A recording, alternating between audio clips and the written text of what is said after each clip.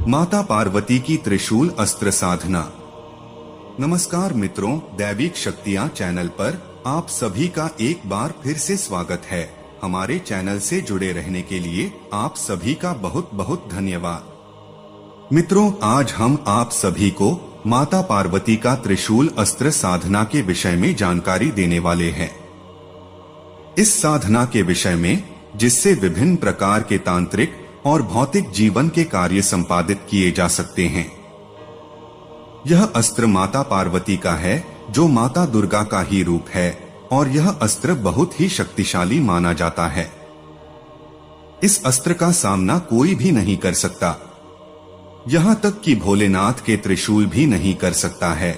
इसी अस्त्र से माता दुर्गा ने महिषासुर का वध किया था। मैं इस अस्त्र की साधना का ज्ञान दे रहा हूँ। मेरी यह आशा होगी कि आप दूसरे लोगों की मदद करें और बुरे कार्य ना करें। इस साधना के कई लाभ है। पहला तो यह हर प्रकार से सुरक्षा प्रदान करता है। दूसरी बात यह है कि इसका लाभ हजारों और लाखों गुना है। इसके द्वारा सर्व दोष नष्ट करना, अकाल मृत्यु के साथ साथ काल मृत्यु से सुरक्षा, आयु में वृद्धि और अकाल मृत्यु का टल जाना, इसकी सिद्धि माता पार्वती से संभव है। काल मृत्यु जो बुढ़ापा है वह रोकता है, और आयु में वृद्धि वस्त्र प्रदान करता है। इसके अलावा सर्प दोष जैसे किसी के अंदर अगर भूत प्रेत जिन्न मसान या बुरी शक्तियां हैं, उनको पूरी तरह से खत्म कर देना इस अस्त्र के प्रभाव से संभव है।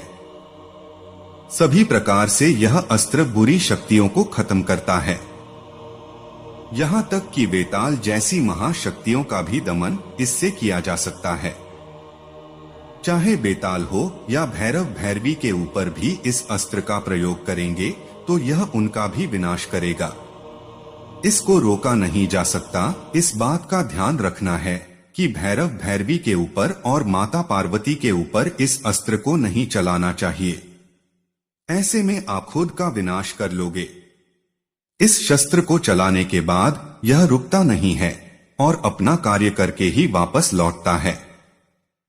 मित्रों, साधना विधि विधान को जानने से पहले आपको इसका प्रयोग कैसे करना है और आपको अपनी सुरक्षा और परिवार की सुरक्षा कैसे करनी है, पहले इसे जानते हैं।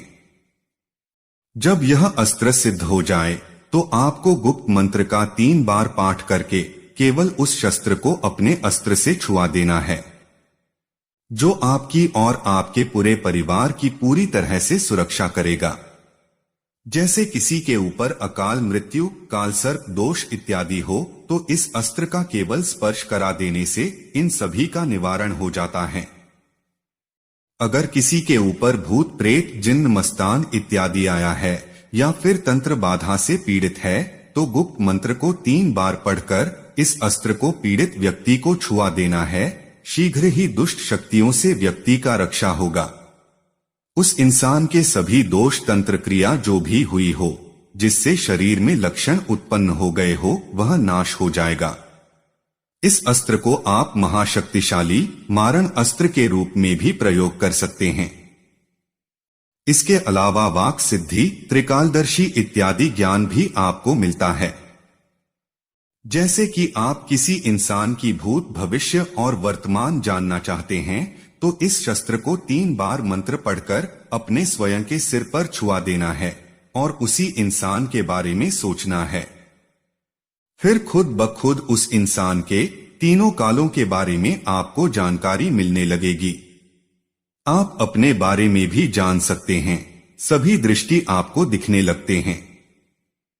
इसके माध्यम से आप षटकर्म जैसे मारण, मोहन, उच्चाटन, वशीकरण, शांतिकरण और विद्वेषण भी कर सकते हैं। अगर किसी के ऊपर वशीकरण करना है तो वशीकरण के समय उस व्यक्ति का फोटो होना चाहिए। अगर फोटो नहीं मिलता है तो भोजपत्र पर इच्छित व्यक्ति का नाम लिख देना है। उसके बाद अस्त्र को टच करते हुए कहना है कि इस इंसान का वशीकरण हो जाए। यहाँ तक कि अगर इंसान की मृत्यु भी करवानी हो तो यह भी संभव होता है। लेकिन मैं तो यही कहूंगा कि इस शक्तिशाली अस्त्र का कभी भी गलत प्रयोग ना करें। क्योंकि समय के साथ आपको इसका कर्मफल भोगना पड़ता है। आप जो भी करेंगे उसका फल भी आपको बाद में भुगतना पड़ेगा, चाहे वह पिछले जन्म का हो या अगले जन्म का। इस अस्त्र के लाखों लाभ है। इससे धन प्राप्ति के अपार साधन खुलते हैं। माता पार्वती की कृपा से इतना धन मिलने के मार्ग खुलते हैं कि आपको कुछ करने की आवश्यकता नहीं है। अब चलिए इसका जो विधि विधान है वह मैं आपको बताने जा रहा हूं। इस साधना को आप सोमवार, शुक्ल पक्ष या कृष्ण पक्ष से शुरू कर सकते हैं। अगर आप शुक्ल पक्ष के सोमवार से शुरू करें तो आपको रात्रि 9 बजे से इस साधना को आरंभ करना है।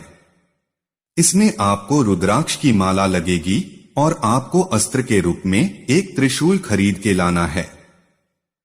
यह त्रिशूल किसी भी साइज का होना चाहिए, जरूरी नहीं है कि यह बड़ा हो या छोटा हो। अगर आप साधारण इंसान है तो लंबा चौड़ा अपने हिसाब से तांबे का त्रिशूल ले, वैसा अगर तांबे का ना मिले तो लोहे धातु को छोड़कर आप किसी भी धातु का त्रिशूल ले सकते हैं। मैं तो यही कहूंगा कि आप तांबे का ही ले, क्योंकि तांबे का त्रिशूल सबसे अच्छा माना जाता है। सोमवार की रात्रि 9 बजे शुक्ल पक्ष या कृष्ण पक्ष में उत्तर दिशा की ओर लाल वस्त्र को स्थापित करें। उसके ऊपर श्मशान की एक मुट्ठी मिट्टी स्थापित करें। मतलब शमशान की मिट्टी का अर्थ यह है, किसी भी समय शमशान में जाकर आपको एक मुट्ठी मिट्टी को लाना है। वहां से मिट्टी लेने किसी भी दिन जा सकते हैं, इसका कोई विधान या नियम नहीं है। इस मिट्टी को उस लाल कपड़े पर स्थापित करना है जो आपने कपड़ा बिछाया है। मिट्टी को स्थापित करने के बाद उसी के ऊपर अब आपको त्रिशूल स्थापित करना है। उसके बाद आपको पूर्ण लाल सिंदूर से त्रिशूल में सिंदूर लगाना है। इसके बाद मां पार्वती को नमन करते हुए एक छोटा सा गुप्त मंत्र जपते हुए, माता का ध्यान करते हुए 3 बार इस मंत्र को पढ़ते हुए त्रिशूल के तीनों कोनों पर आपको सिंदूर से अभिषेक कर देना है। त्रिशूल के तीनों कोनों में इस मंत्र का पाठ करते हुए यह अभिषेक करना है। मंत्र इस प्रकार है, ओम पार्वताय नमः। इस मंत्र का पाठ करते हुए आपको इससे त्रिशूल के तीनों कोनों में अभिषेक करना है। इतना करने के बाद आपको एक तांबे के लोटे में पवित्र जल भर के रखना है। इसके बाद आपको गुप्त मंत्र का रुद्राक्ष की माला से 11 माला जाप करना है। यह 3 दिन की साधना है। इसमें उत्तर की दिशा की तरफ मुंह करके लाल वस्त्र धारण करके इस साधना में बैठना है। इसमें कोई सुरक्षा बंधन की जरूरत नहीं है, बंधन का कोई नियम नहीं है। बस आपको इसमें यह ध्यान रखना है कि जब साधना कर रहे हो तो साधना के समय आप तामसिक भोजन नहीं करें। पूर्ण ब्रह्मचर्य का पालन करना है और ब्रह्मचारी के सारे निर्देशों का पालन करना है, क्योंकि यह एक पवित्र साधना है। जब यह अस्त्र 3 दिन के बाद सिद्ध हो जाए तो आपको किसी भी पवित्र स्थान पर इसे रखना है। इसको प्रतिदिन 1 बार धूप और दीप दिखाते रहना है। साधना में अपनी धूप दीप आप लगा सकते हैं। अपने हिसाब से धूप में लोबान गूगल को लगाया जा सकता है। और जब 11 माला पाठ करेंगे तो 11 माला पाठ करने के बाद प्रतिदिन तांबे का जो लोटा है उसे अभिमंत्रित करना है। दूसरे दिन जब साधना करेंगे तो बिल्कुल पहले दिन की तरह ही विधान करना है। 11 माला पाठ करने के बाद वही विधान करना है और ऐसे ही आप तीसरे दिन की साधना करेंगे। यह साधना आप किसी भी स्थान पर कर सकते हैं। जैसे कि अगर शिवालय है तो सर्वोत्तम है, अथवा आप अपने पर्सनल कमरे में भी कर सकते हैं या फिर बाहर भी कर सकते हैं। इसके अलावा इसे श्मशान भूमि में भी किया जा सकता है।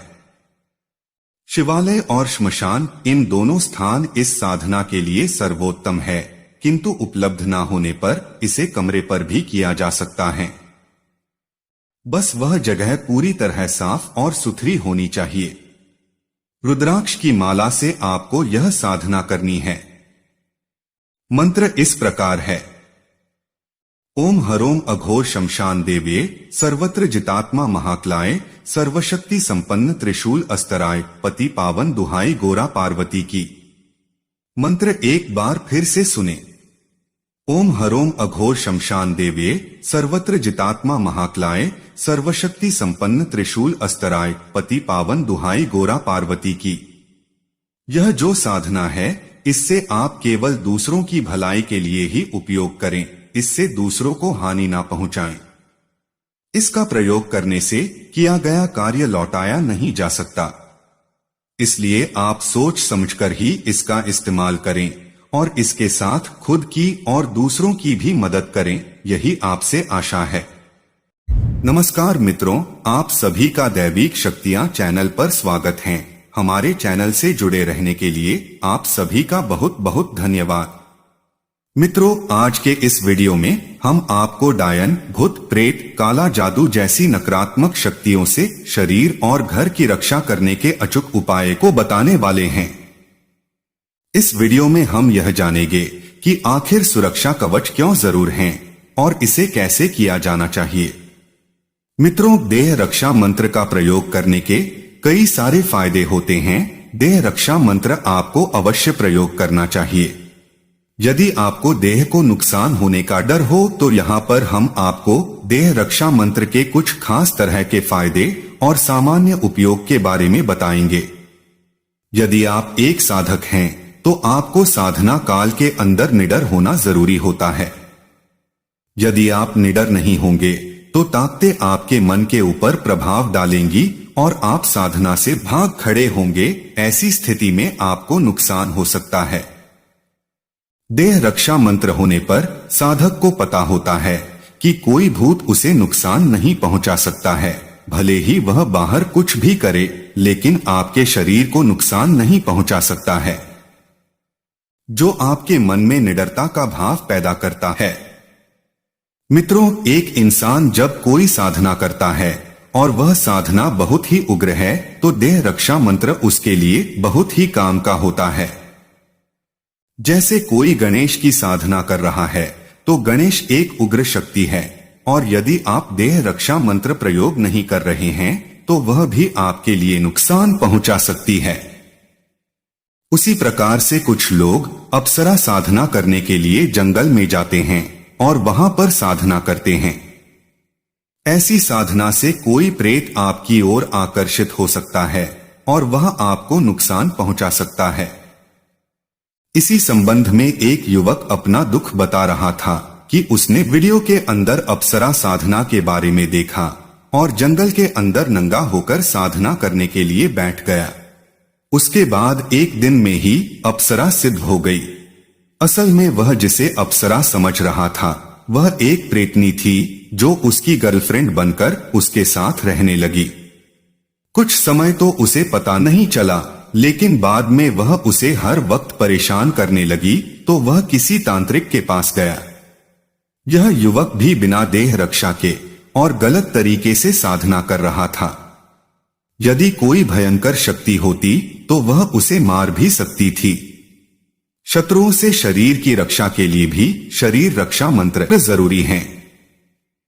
यदि आपको यह लगता है कि आपके चारों ओर शत्रु हैं और आपको मारने की फिराक में हैं, आपकी जान को खतरा है, तो ऐसे में देह रक्षा मंत्र काम करता है। आप यदि शत्रु से घिर गए हैं तो आप देह रक्षा मंत्र का प्रयोग कर सकते हैं। इसी प्रकार से यदि आप किसी जंगल के अंदर फंस गए हैं और आपको वहां पर जंगली जानवरों का खतरा है तो देह रक्षा मंत्र का प्रयोग करते हुए अपने चारों ओर सुरक्षा घेरा बनाएं। ऐसा करने से आपकी देह रक्षा होगी। कई बार ऐसा होता है कि हमें रात बिरात कहीं पर जाना पड़ता है। ऐसी स्थिति के अंदर हमें यह डर सताता रहता है कि कहीं कोई भूत प्रेत हमको कोई नुकसान पहुंचा ना दे। तो इस स्थिति के अंदर देह रक्षा मंत्र का प्रयोग करना बेहद आवश्यक होता है। मित्रों, जब साधक सूक्ष्म जगत में प्रवेश करता है यानी तंत्र मंत्र की दुनिया से जुड़ता है तो ऐसी स्थिति में साधक के आसपास के अन्य डायन या तांत्रिक साधक के ऊपर शक्तियों का प्रहार करता है, जिससे साधक को भारी मात्रा में नुकसान उठाना पड़ता है। कभी कभी तो साधक की मृत्यु भी हो जाती है यदि साधक का शरीर सुरक्षा कवच से विरक्त रहता है तो। कई ऐसे भी काला जादू करने वाले साधक होते हैं जो नकारात्मक शक्तियों को सिद्ध किया रहता है।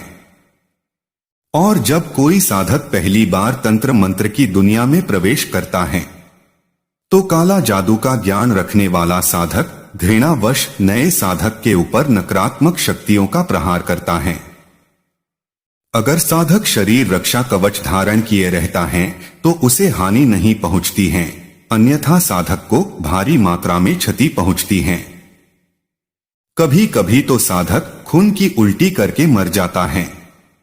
इसलिए हर साधक को शरीर रक्षा मंत्र का उपयोग करना चाहिए। साधना के समय सबसे पहले यही कार्य करना आवश्यक है।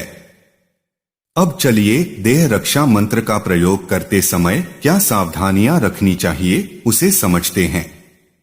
मित्रों, कुछ लोगों की समस्या यह होती है कि वे बिना किसी गुरु के परामर्श के देह रक्षा मंत्र को सिद्ध कर लेते हैं और इसके अंदर गलतियां हो जाती हैं।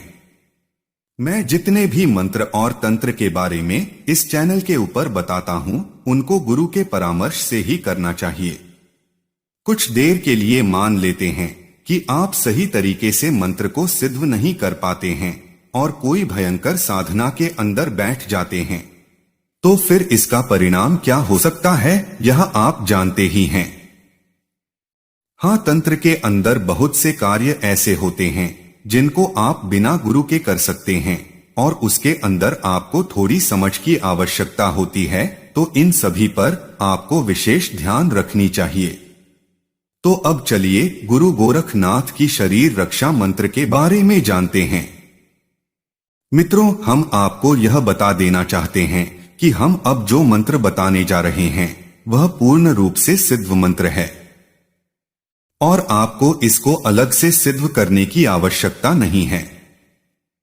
सबसे पहले आपको इस मंत्र को किसी कागज के ऊपर लिखना होगा। उसके बाद इस मंत्र को याद कर लें और 108 बार होम करें। उसके बाद जब होली या दिवाली हो तो इस मंत्र का 108 बार जाप कर लें और यह सदा के लिए जागृत हो जाएगा। उसके बाद आप इसका प्रयोग कहीं पर भी कर सकते हैं। यदि आप भूत प्रेत जीन निजात से अपनी सुरक्षा करना चाहते हैं तो इस मंत्र को 21 बार पढ़ें और अपने शरीर को फूंक मार दें। ऐसा करने से भूत प्रेत आपके पास भी नहीं आ पाएंगे। दूसरा तरीका यह है कि यदि आप अपने शत्रुओं से शरीर की रक्षा करना चाहते हैं तो भी आप इस मंत्र का प्रयोग कर सकते हैं। इसके लिए आपको मंत्र को 41 बार पढ़ना होगा। अपने हाथों पर फूंक मार कर 3 ताली बजाएं। इसी प्रकार से जब आप कोई साधना कर रहे हों और सुरक्षा घेरा बनाना हो तो मंत्र को 51 बार पढ़े और चाकू से घेरा बनाएं और चाकू को वहीं पर रोक दें। जब साधना पूर्ण हो जाए तो चाकू से घरे के ऊपर क्रॉस करते हुए बाहर निकल जाएं। मंत्र इस प्रकार है। ओम नमो आदेश गुरु को धरती माता धरती पिता धरती धरेना धीर बाजे सिंगी बाजे तरतरी आया गोरखनाथ मीन का पूत मूंछ का छड़ा लोहे का कड़ा यति हनुमंत हमारे पिंड पीछे खड़ा शब्द साचा पिंड काचा फुरो मंत्र ईश्वर वाचा। यदि आप अपने घर के चारों तरफ सुरक्षा कवच घेरा बनाना चाहते हैं या अपनी प्राणों की रक्षा करना चाहते हैं तो इसके लिए हम आपको दूसरा हनुमंत मंत्र बताते हैं। मित्रों, हनुमान जी जब लंका से आए तो राम जी ने उनसे पूछा कि राम जी के वियोग में सीता जी अपने प्राणों की रक्षा कैसे करती हैं? तो हनुमान जी ने जो जवाब दिया उसे याद कर लो। अगर आपके घर में कोई अति अस्वस्थ है, जो बहुत बीमार है, अब नहीं बचेंगे, ऐसा लगता हो, सभी डॉक्टर दवाई भी जवाब दे गए हो, तो ऐसे व्यक्ति की प्राणों की रक्षा इस मंत्र से किया जा सकता है। उस व्यक्ति के पास बैठकर ये हनुमान जी का मंत्र जपने से व्यक्ति के प्राणों की रक्षा होती है। लंका में सीता जी ने अपने प्राणों की रक्षा कैसे की, ये हनुमान जी के वचन हैं।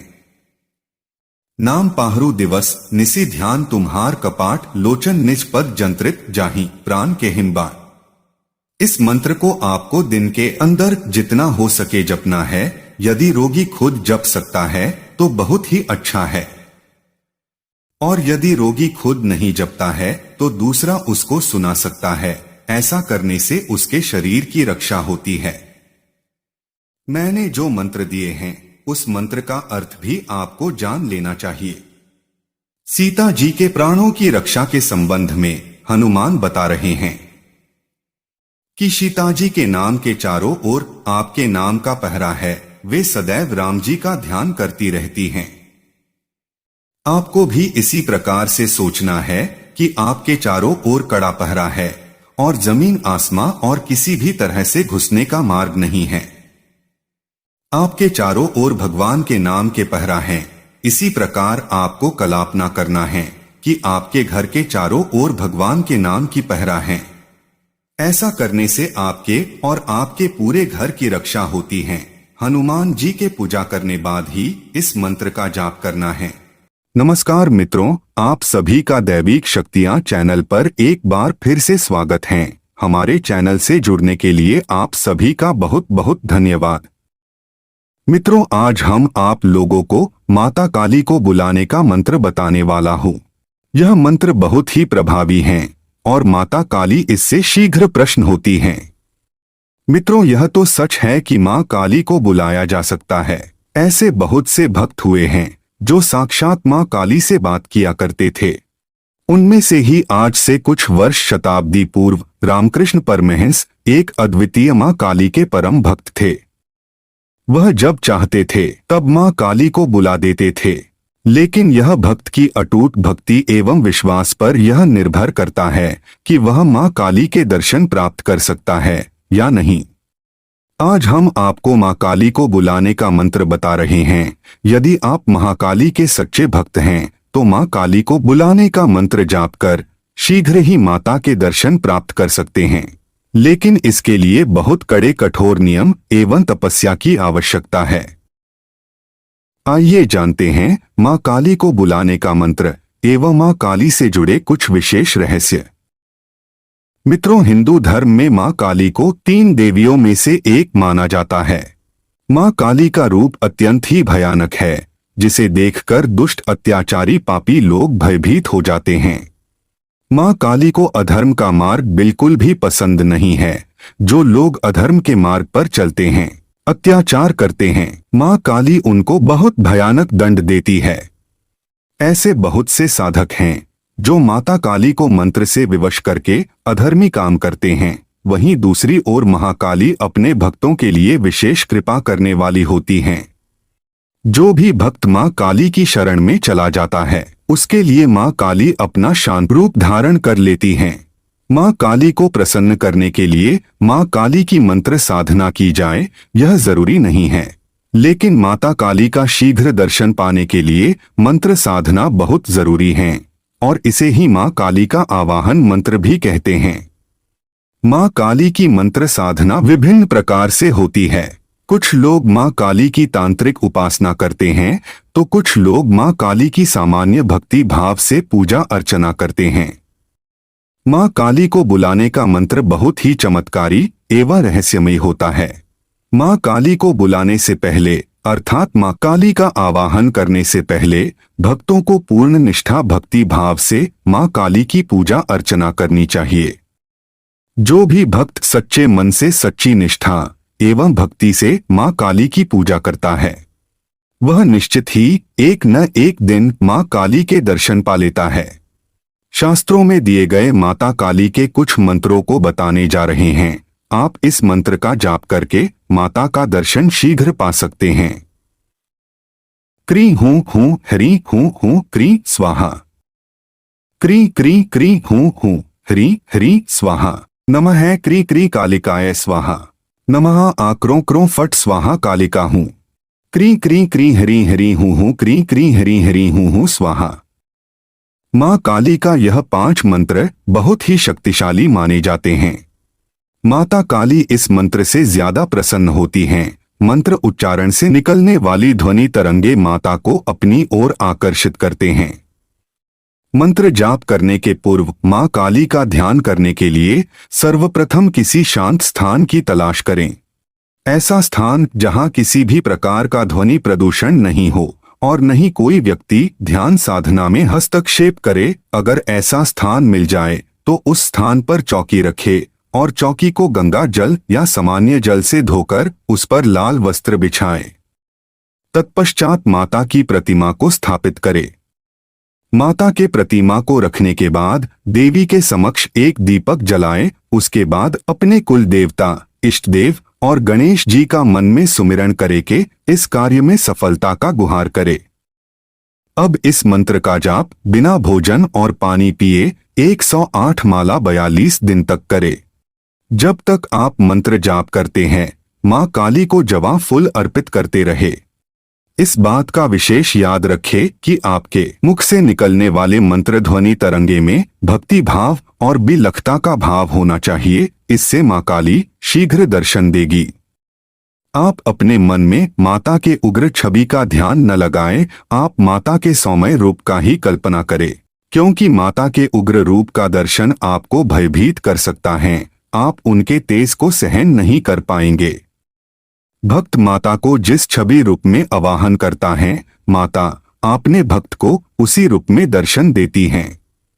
इसलिए इसका विशेष ध्यान रखें। आप माता के सौम्य रूप का ही कल्पना करें। मित्रों, महाकाली साधना का सनातन धर्म में काफी महत्व है। इनके स्वरूप की कल्पना करने से ही शरीर में सिहरन सी होने लगती है।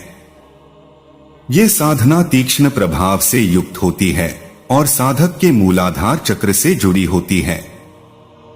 माना जाता है कि इनकी साधना में कई कठिन नियम होते हैं जिनका पालन करना जरूरी होता है और इसके अभाव में महाकाली साधना के दुष्प्रभाव देखने को मिल सकते हैं। यही वजह है कि इस साधना को पूरा करना हर किसी के बस की बात नहीं होती है। आइए जानते हैं मां काली की साधना से जुड़ी कुछ खास बातें और उच्चाटन प्रयोग के बारे में। मित्रों, महाकाली शमशानी साधना एक खास साधना में से एक है जिसमें साधना को शमशान में संपन्न किया जाता है। जो लोग गृहस्थ होते हैं उन्हें इस साधना के लिए मनाही की जाती है, क्योंकि इस साधना से जुड़े कई नियम ऐसे हैं जिन्हें गृहस्थ व्यक्ति नहीं कर सकता है। 10 महाविद्या में से एक महाकाली सिद्ध साधना तुरंत प्रभाव और फल देने वाली साधना में से एक है, जिन्हें कर आप शत्रु दमन, धन वैभव प्राप्त कर सकते हैं। अगर आप शत्रु से परेशान हैं और धन वैभव की कमी से जूझ रहे हैं तो आपको महाकाली सिद्ध शाबर साधना को संपन्न करना चाहिए। पूर्ण श्रद्धा के साथ मां काली की उपासना से समस्त मनोकामनाएं पूर्ण होती हैं। ऐसा माना जाता है कि तंत्र से जुड़े लोगों की गति मुश्किल होती है, लेकिन ऐसा नहीं। इस साधना को सिद्ध करने के बाद मोक्ष की प्राप्ति होती है। गति तो उन लोगों की नहीं होती है जो तंत्र के नियम के विरुद्ध शक्तियों का प्रयोग करते हैं। संसार में सैकड़ों हजारों साधनाएं हैं, परंतु हमारे महर्षियों ने इन सभी साधनाओं में 10 महाविद्याओं की साधना को प्रमुखता और महत्व दिया है। 10 महाविद्याओं में सर्वश्रेष्ठ महाकाली कलयुग में कल्प वृक्ष के समान शीघ्र फलदायक एवं साधक की समस्त कामनाओं की पूर्ति में सहायक हैं।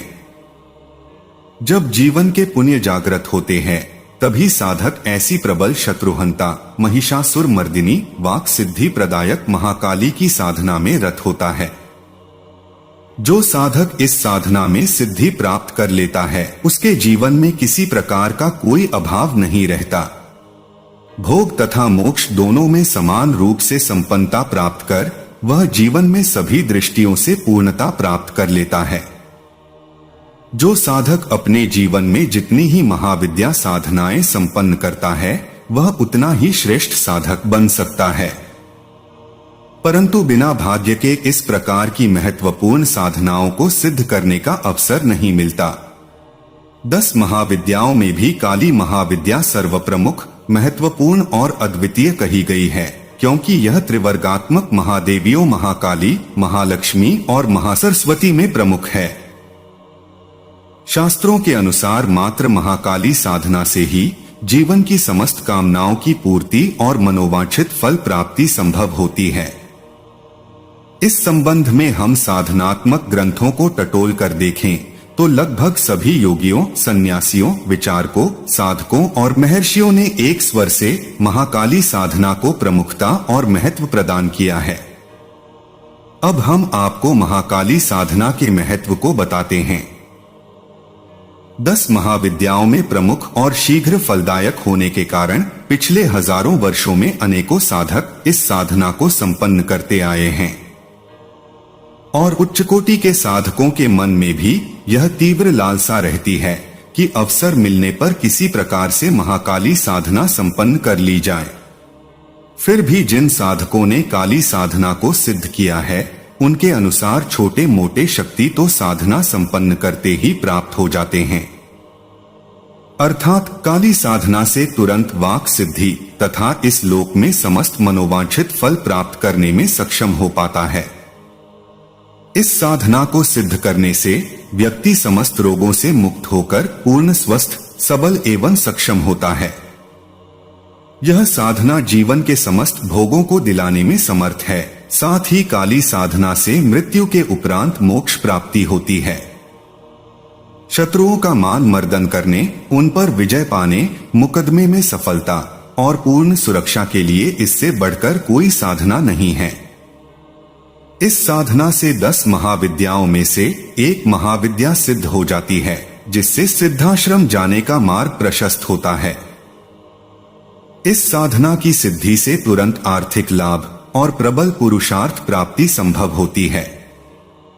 काली पुत्रे फलप्रद के अनुसार काली साधना योग्य पुत्र की प्राप्ति व पुत्र की उन्नति, उसकी सुरक्षा और उसे पूर्ण आयु प्रदान करने के लिए श्रेष्ठ साधना कही गई है। इसलिए काली साधना को संसार के श्रेष्ठ साधकों और विद्वानों ने अद्भुत और शीघ्र सिद्धि देने वाली साधना कहा है। इस साधना से साधक अपने जीवन के सारे अभाव को दूर कर अपने भाग्य को बनाता हुआ पूर्ण सफलता प्राप्त करता है। साधना के अनुकूल समय। मित्रों, महाकाली के पूजन हेतु सबसे उत्तम दिन शुक्रवार का होता है और प्रिय तिथि अमावस्या होता है। महाविद्या साधनाओं में नवरात्रि का तो विशेष महत्व रहता है, क्योंकि ये दिन इस प्रकार की साधनाओं के लिए सर्वोपरि हैं। फिर आश्विन शुक्ल प्रतिपदा से जो नवरात्रि प्रारंभ होती है, वह तो महत्वपूर्ण है ही। इसलिए साधक को चाहिए कि वे नवरात्रि का चयन इस प्रकार की साधना के लिए विशेष रूप से करें। जो साधक अपने गृहस्थ जीवन में सभी प्रकार की उन्नति चाहते हैं, जो निष्काम भाव से काली की साधना संपन्न कर साक्षात दर्शन करना चाहते हैं, जो अपने जीवन में भोग और मोक्ष दोनों फल समान रूप से प्राप्त करना चाहते हैं, उन्हें अवश्य ही महाकाली साधना संपन्न करनी चाहिए, जिससे कि वे अपने जीवन में सभी दृष्टियों से पूर्णता, श्रेष्ठता और अपने भाग्य को मनोनुकूल बना सकें। देवी के 4 प्रमुख स्वरूप है। प्रथम दक्षिण काली, दूसरा शमशान काली, तीसरा मां काली और चौथा महाकाली। इनका प्रभाव साधना के अनुसार देखने को मिलता है। मित्रों, महाकाली साधना महाविद्या साधना है और महाशक्ति की आधारभूत महाविद्या है। फिर भी अन्य साधनाओं की अपेक्षा यह महाकाली की सात्विक साधना सुगम और सरल है। साथ ही साथ यह सौम्य साधना है। इसका कोई विपरीत प्रभाव या परिणाम प्राप्त नहीं होता। सही अर्थों में देखा जाए तो महाकाली साधना सरल और गृहस्थों के करने के लिए ही है। मंत्रात्मक साधना होने के कारण अनुकूल, शीघ्र प्रभावी और श्रेष्ठ साधना है। इस साधना को पुरुष या स्त्री कोई भी कर सकता है। योगी और सन्यासी भी कर सकते हैं। जो अपने जीवन के अभावों को दूर करना चाहता है, उसके लिए यह स्वर्णिम अवसर है कि वह इन अवसरों का लाभ उठाकर महाकाली साधना संपन्न करे।